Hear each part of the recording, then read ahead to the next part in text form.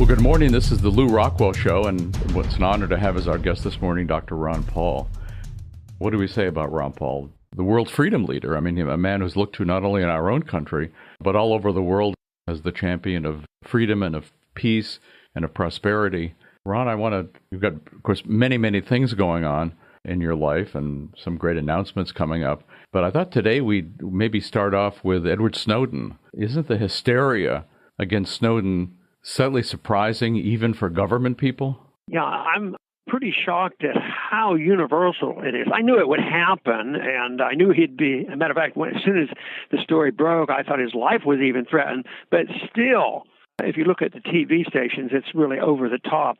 And, it makes our point about the two-party system and conservatives and liberals, which doesn't mean very much, because whether you go to the very, very conservative television stations or the very, very liberal ones, the story is all the same. That he is a monster, he has committed treason, and string him up. So it is really pretty wild on what they're doing. But I think most of it's, their embarrassment and letting the cat out of the bag. What was interesting to me also was the fact that when the story broke, most Americans were very concerned about it. They're spying on us and listening, and they didn't like this. And still, I'm sure the majority must be a little bit concerned about that. But then as soon as they couched it in patriotic terms and showed that he was a traitor and that he went and delivered the goods to our enemies, the Chinese and the Russians, they were able to turn that around. That's the power of the war propaganda and the military-industrial complex, how easy it is to change the sentiment. But there are more tools available to us now than there used to be. It used to be if the three majors said war is war and we must do it, they went and there was no opposition. Even though they have a tremendous sounding board with what they have, I think our ability to answer back to them is growing all the time. Well, I found it interesting that in the early coverage of this, in order to attack him and to attack you, they kept pointing out that he'd been a donor to your 2012 presidential campaign. But shortly after they started that, the wall came down and they never mentioned it again. And yeah. I think it's because it helped him and it helped you. Yeah, I was fascinated with that and I hadn't sorted it out, and that may be true. And I thought at first, it might be that they were afraid that, that they'd be over the top and going after me. But anyway, it did change, definitely. If you listen to the stories now, they never mention it. But you're right, at the beginning, they did. I think they wanted to, make me look bad by doing that. But hopefully the people that at least that we talked to weren't convinced. Also, of course, it's traditionally espionage is giving, I don't know, the latest submarine plans to the North Koreans or whatever they were, or the Cubans or whatever. But of course, this is the crime of telling, as you've pointed out, of telling the American people about what the American government is secretly doing to them. Yes, and, telling the American people is, if he gets charged, it must mean that they think we're the enemy. He told us what they're doing. He told us they're disobeying the Constitution and they're hurting us, and that they're fraud. They're fraudulent when they say that they're fighting these wars to protect our Constitution and protect our liberties. At the same time, it's unconstitutional to fight the wars, and it's unconstitutional saying, that they should violate the Fourth Amendment. They're doing a great deal of harm. So we must be the enemy, according to them, if they can charge him with espionage, because nobody has really, on TV, they even are cautious when they want to say, well, he's committed treason. Well, he might have, or he probably has, and he has, who knows what he has, and who knows what he gave to, China and what he gave to the Russians. So they know that they have no proof of that, but they're working very hard to move the propaganda against him. No, and of course, and this, as you say, and Glenn Greenwald has pointed this out too, that they want all the focus on the evil Snowden and not on the evil government. I mean, we're not supposed to pay any attention to what the NSA, and I guess he's got far more stuff about what the government is doing to us than we know so far, and I hope he releases every single drop of data he's got. But we're not supposed to think about that. we're supposed to entirely ignore that and just be for chopping off the head of Snowden, or, as you pointed out early on, perhaps hitting him with a drone. You know, if we're to have government, it's supposed to be very limited, and the purpose is to protect our liberties.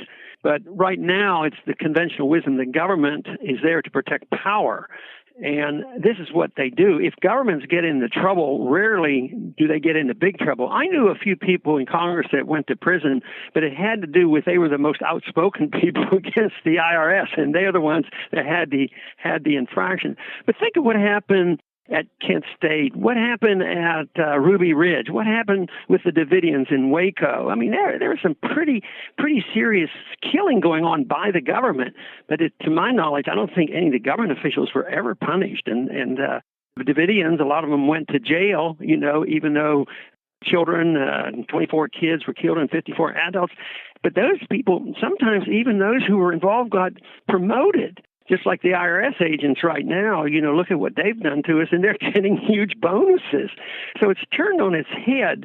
Instead of protecting the people, then when you have a whistleblower come out and risk all and tell us the truth, like the CIA agent that not too long ago told us, you know what, the Americans are torturing people at Guantanamo. Oh, they are? Well, that's very bad. We shouldn't do that. That's bad publicity. So they investigate it, and he goes to prison. Yeah. For telling the truth. I mean, that is so disgusting. I keep hoping that more and more people will wake up and, you know, with the work you do and others, I think we are reaching people. But right now, you know, even though I can put a positive interpretation of what's happening, I also realize that what we see outside of Washington, you can look at in a positive way, especially, you know, when I talk to the young people. At the same time, if you go to Washington, there's not much to get excited about except that they're locked in on this. And I think what I believe is that we're in a transition because eventually the ideas rule. So we have to change the ideas of people so that then there is almost like an automatic reflection of what's going on in Washington. And of course, Nixon was right, both in the foreign policy as well as in economics. We're all Keynesians now. We're all interventionists now. And it's true. And I think this whole story here, where it's almost universal that everybody, you know, it's related to government or the media is now, you know, attacking Snowden. Ron, I noticed that the Dow Jones has been going down recently. I noticed that interest rates are going up a little bit recently. Do you think this marks a change, if not an end, to the Fed's ability to run everything the way they would like to be running things? There's no way to be, you know, positive about that. But that was my assessment, you know, a couple of months ago that they've lost control. It was last August, a 10-year bond hit 1.39, and that looks like it may well be the bottom. And it's been down pretty steady and sharply. I think they bumped up a little just recently, but yes, I think they've lost control, and they're very powerful. But I do believe markets are stronger than even governments. That's one thing on our side. And you recall, I'm sure, very clearly how they manipulated the price of gold when they claimed it was $35 an ounce. Yes. and even now, I'm sure there's a lot of manipulation going on. But, you know, the commodities market might knock the markets down, but then you can't find the gold coins to buy. And you have this President's Working Group on Financial Markets, the team that's supposed to get together. I'm sure they're busy and they're frantic, and they can change things to a degree, but eventually, you know, once they start dumping. Matter of fact, I think, I don't know the precise statistic, but I know the bond market is much bigger than stock market. So when people realize there are no more profits on betting interest rates will go down, how can you bet on lower interest rates when they're zero? You know, so if they decide they're moving up and they start dumping bonds, and then there's a rout, it'll be more like what happened in the 70s when they threw in the towel and said, we can't keep gold at $35 an ounce. And then it wasn't too long that it shot up, you know, to over $800. So I think that will happen to the bonds, but it's the kind of thing that I don't think anybody knows, and I don't do trading and things, so I wouldn't bet that, you know, that I could make a bundle by betting this is going to happen in short bonds at this moment. Because who knows what will happen? It might happen in 3 months. It might happen in 6 months or 2 years from now, for that matter. But I think we're getting awfully close. I don't think you're ever going to see 10-year bonds down to 1.5% again. Ron, should we be concerned that the dollar price of gold has gone down? Well, I think if you're in the commodities market, I bet you that there's a little bit, but that wasn't part of my philosophy, because I figured that I didn't have the nerves of steel that some people have. But there are some good, and there's some good Austrian economists that, look at markets and they can do that. But I think if you're a true gold bug, and we've heard from a few of those in the financial markets say, hey, this is a good deal. We know what's going to happen long term. So I've been wanting to buy a little bit more, and 1,800 seemed to be a little high. They're saying this is the time you're supposed to go out and buy. And our friend Bert Blumbert, I think you recall what he said. He said, don't worry about the price of gold. He says, how many ounces you have? Do you That's think right. you have some more? Another thing that Bert taught us was, he says, if you're thinking, he certainly wasn't a trader. He knew how to protect himself on the short run if he's making trades. But he always said, if you have some money right now and you're thinking about buying gold and silver, he always said, if you have the money now and you think so, don't think that next week what the price is going to be, because it might be much higher. Yeah, it might be a little lower and you'll luck out. But he just said to sort of buy it when you're ready and not try to anticipate that you'll know exactly. Now, that's exactly opposite advice if you happen to be astute enough to know how to trade the commodity futures, which I don't get involved in. No, and of course, Bert, obviously, I think Bert was exactly right. And of course, there are people who are able to anticipate the markets. There are professional speculators, people who have those kinds of talents to know when to buy and when to sell. But that's not most of us. No, that's the few. So, but and a lot of times, I think there are people, that understand economics from our viewpoint. And then there's an announcement that the CPI did such and such. And they know the CPI doesn't mean anything. But they also know that most people in the marketplace think it means something. So they might say, they announced that the CPI did such and such, so I'm going to base my next move on the fact that the majority are still thinking erroneously that it means something else. So it is this perceptions, but that's the way markets work. There is this psychological impact. But the Austrian investor has to be a little more cautious, because I think the tendency of many of us who follow Austrian economics are more fundamentalist than the traders, But there certainly are some good Austrian economists that do pretty darn well doing both. Ron, two of your latest projects, I notice, elicited a lot of anger and really fury and very nasty comments from the neoconservatives and just the statists in general, which, of course, is a great endorsement for you. That's your homeschool curriculum and the Ron Paul Institute for Peace and Prosperity. Would you talk to us a little bit about both those things? Yes. There is going to be a book coming out in September on homeschooling. For many, many years, even in the early 80s when I was first in Congress, I thought that, someday I'm going to be more relaxed and I'll be out of this Congress. And I think the most important thing I could do is to run a school. And there was an Episcopal priest here in Houston, Robert Ingram, who had a private school. Great guy. And it was considered to be a very good school. And I thought, he's doing a great service. I thought maybe I'd do something like that. Well, it didn't work that way. I was in and out of Congress and did other things. But lo and behold, with the development of technology now, with help of others and advice of others, I have devised a curriculum and a program which will become available in the fall. And this is a curriculum that is going to be around what I've been talking about, the economics, sound economics, an interpretation of history, which is different than what the statists give us. All the great presidents are the warmongers, I would like to think that maybe Ivan Eland has a better approach to rating our presidents with restructuring Mount Rushmore. So that is coming, and I'm looking forward to that, because every day we read in the newspaper some atrocious thing that happened, in public school. And I never set out to attack public schools, mainly because I was a product of them. Schools were different. In local school, there was a time when the senior official would be your neighbor who was on the school board. You didn't have the state or the federal government or courts or anything else involved. But today it is so different. I mean, because, so much government is involved, the public school system has deteriorated, and this is the reason there's a fertile field out there. And there's a lot of good programs already, but they're different.